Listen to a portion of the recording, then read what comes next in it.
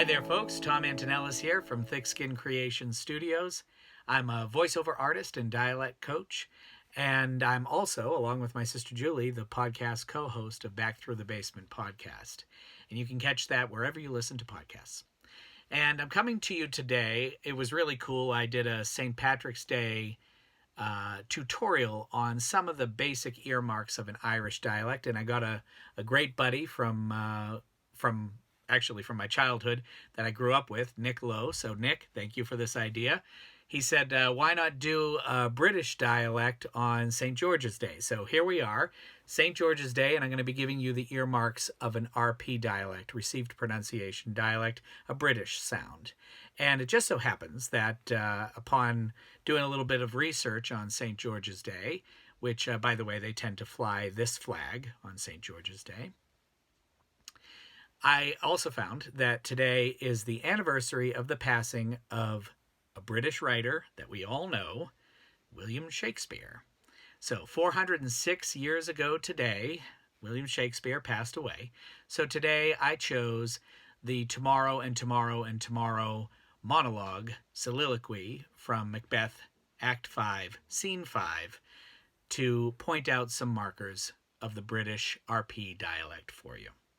So here we are. I'm going to perform it once. I'm not going to belabor it, but I'm going to go through it once, and then we'll look at some of the markers, and then I'll give it to you one more time with more of a performance in mind. Then I have a little surprise for you at the end that might be fun. Okay, so here we have my trusty Riverside Shakespeare from college. 1,337 pages in, we have the soliloquy from Macbeth. Tomorrow and tomorrow and tomorrow creeps in this petty pace from day to day to the last syllable of recorded time. And all our yesterdays have lighted fools the way to dusty death. Out, out, brief candle, life's but a walking shadow, a poor player who struts and frets his hour upon the stage and then is heard no more. Is a tale told by an idiot, full of sound and fury, signifying nothing.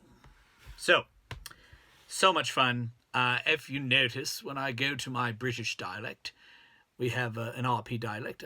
My pitch lowers, and I do believe it ages me a bit. So, if I am speaking here and you perceive this to be a certain age, when I go to this voice here, I think it adds 5 to 10 years.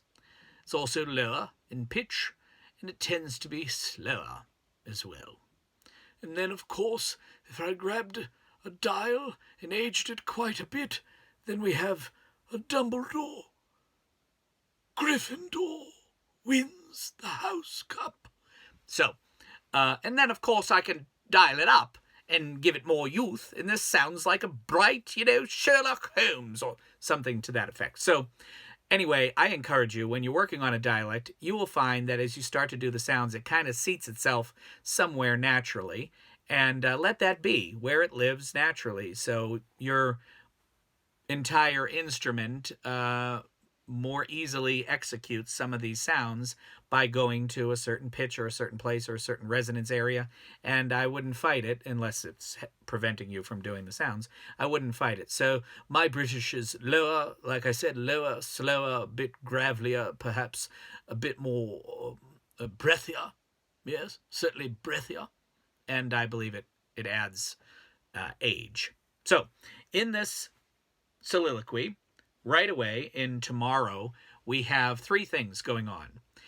In a general American speaking voice, which is generally what you hear from me, you might hear the stray Bostonian coming out of me here and there, we would usually say tomorrow. The to part of tomorrow would be turned into a t, kind of a lazy to, tomorrow. And of course, given that general American dialect is a rhotic dialect, a dialect in which you hear the R's, you will hear tomorrow. this particular usage of an R is a variable when you do British dialect. You could do tomorrow. Notice that, by the way, I'm pronouncing the two. That was the point.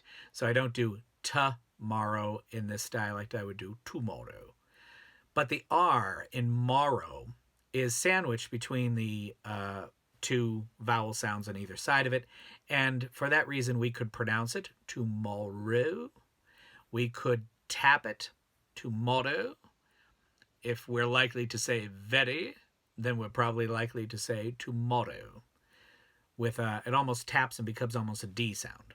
And then you can also kind of Peter Cushing it from Star Wars A New Hope, tomorrow, and do a bit of a trill. Perhaps not as much as a Scottish trill, but a certain amount. So, tomorrow and tomorrow and tomorrow. And it just so happens there are 3 ways to do that R and 3 instances of tomorrow in this soliloquy. Then we get petty, petty pace. So here we have a terminal Y, like in the words silly or lucky, petty. And generally speaking, this becomes, I call it an evaporatory terminal Y. So we'd say silly, likely, lucky, petty. Right? And I actually really like to lean into this and perhaps do it a bit more exaggerated. Petty. Crack myself up on this stuff sometimes. And then we have from day to day. So in a general American, this is less an earmark and more just a word to look out for. The word from. In general American, it rhymes with drum and really has a U sound, from, as if it's spelled F-R-U-M.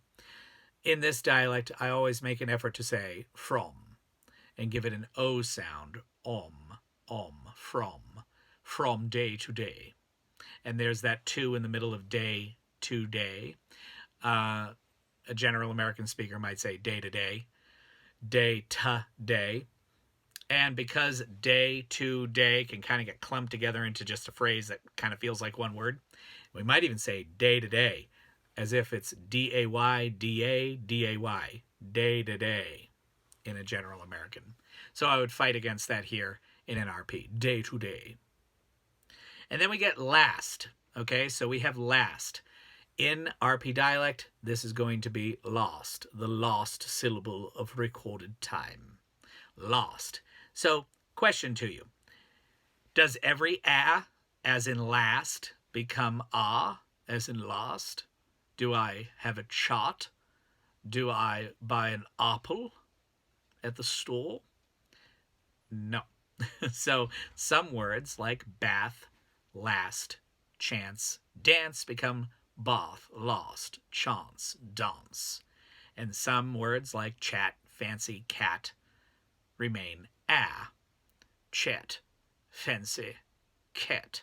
Which brings up a good point. You'll notice that they don't sound the same, but they have not turned into an ah, and that is because I'm employing something across the board here in my RP dialect, and that is a restriction of my jaw. So when I say a word like apple, in general American dialect, you can see my mouth opens quite a bit. Apple, chance, last, opens quite a bit. Liberal jaw use in general American. In my British sound, I will restrict the jaw. Apple, chance doesn't become, yes. Apple, chat, yes. Or fancy instead of fancy, yes.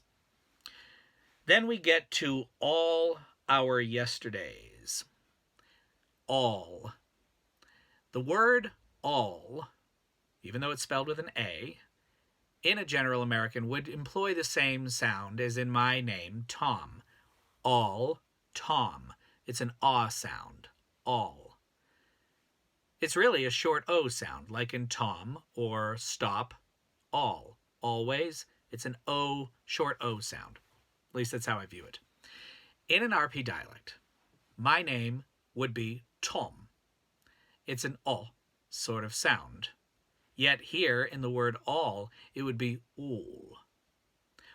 Always, all, thought, water, daughter, call on the phone. Yet, these other words, stop, lot, rot, Tom, economy. Why 2 sounds in RP and only 1 sound in GenAm? These are the mysteries that make us seek out a dialect coach. Yes. So, we have to learn what camp is the ah sound in, and how do we do it, and how do we know which one to do. When we get to the word all, we're going to do the all sound. All our yesterdays. And then hour is kind of a cool word. I tend to do 2 syllables most of the time. Sometimes I slip and do 1. So hour can really be ah or ah. And in General American, I recommend, particularly for my clients who are foreign accented and trying to learn the General American, to do are. Just are. All our yesterdays. Are. Kind of matches with the word A-R-E. Are. Yes. Cool. Oh, got a couple more here. Out, brief candle. So out is also another drop jaw sort of word. Out. So I would do that with a restricted jaw. Out, brief candle. And then finally we come to poor player. Poor player. So we got an or in there, and we got an on the end of player. And these are R-colored vowels in the RP dialect. These are going to be, the R's are going to go away. So poor is going to become po. Player is going to become playa. And we do not pronounce these R's. It's a non-rhotic dialect. No R's in the RP. This is R-colored vowels. I know I spoke earlier about tomorrow, and that R being in the middle of 2 vowels. That's a standalone R. As opposed to an R that follows an A, like shark would be shock. So we're talking about R-colored vowels. Those are the R's that go away in an RP dialect. So, that being said, we've taken you through a number of the earmarks of an RP dialect, and we will now perform. I may slip into a slightly different text, because I seem to recall memorizing this soliloquy with slightly different words. So, maybe a little bit different. And also channeling Macbeth's pain. Here we go.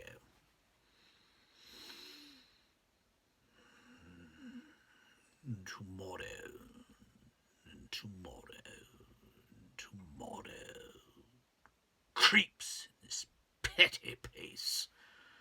From day to the last syllable of recorded time, in all our yesterdays have lighted fools the way to dusty death.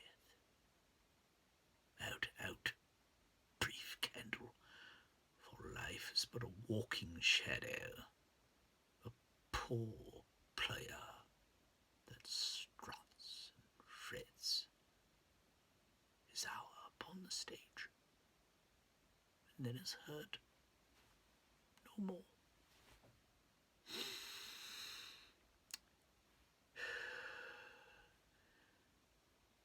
It's a tale told by an idiot, full of sound and fury, signifying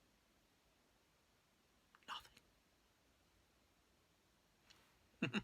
So much fun. I love this stuff. And here's a little surprise I wanted to give you. And I have no memory of why I memorized this. I don't know if this was my idea. I kind of feel like it might have been. I don't remember. I don't remember if it was my buddy Eric's idea. I don't know why Eric stands out. If it's your idea, Eric, I'm giving you credit. It also could have been just something floating around in college. It could have been something like a forwarded email, because back then there were no memes and there was no social media. It could have been a forwarded email that we were all laughing at. I honestly don't remember. But for some reason, I have this memorized.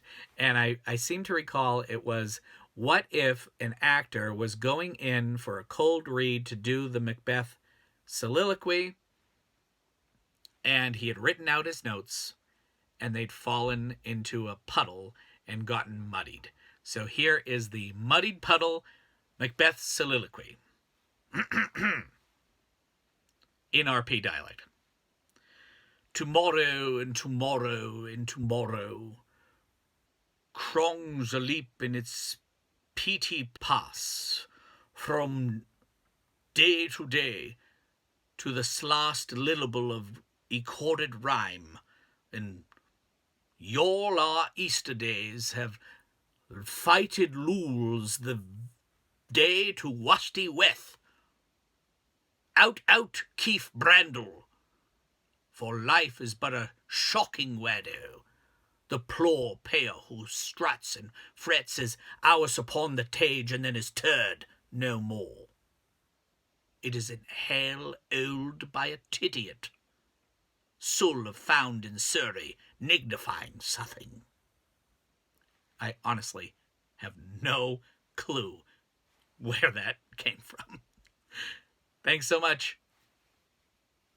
And happy St. George's Day.